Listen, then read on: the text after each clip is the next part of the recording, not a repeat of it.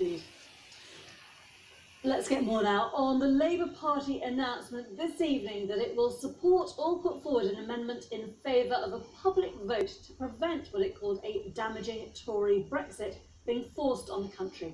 Jeremy Corbyn is currently giving details of the change in the party's approach at a meeting of the Parliamentary Labour Party in Westminster. Well, speaking to my colleague Hugh Edwards just ahead of the start of that meeting, the Labour chair of the Brexit Select Committee, Hilary, Benn, said his party's leadership appears to have reached a logical conclusion based on the lack of progress in the talks. If we are going to be told that Labour will be backing a second referendum, then this is clearly a very, very significant moment indeed, because we are at a time of crisis for the country.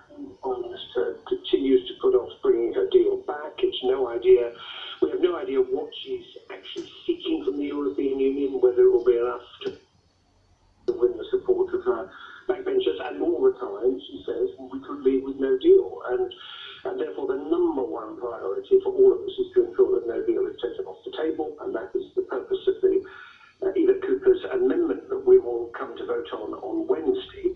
But even if you buy some time by extending Article 50, the question here is, what's it for? And if Parliament remains deadlocked, and I say this as someone who has not been arguing for a second referendum that far, but I do acknowledge that if Parliament cannot reach a decision, the only way you can resolve this is to go back to the British people. And if Jeremy Corbyn is about to make that announcement, well, I'm sure it'll be widely welcomed in the Labour Party by the many members who support this step.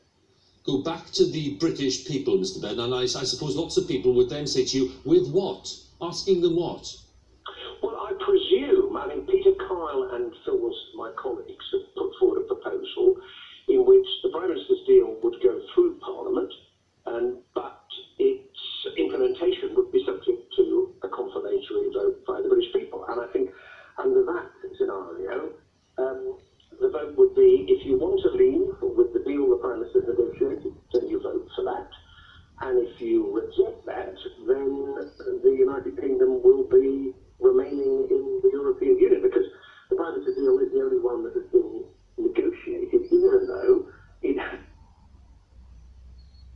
been overwhelmingly rejected by the House of Commons.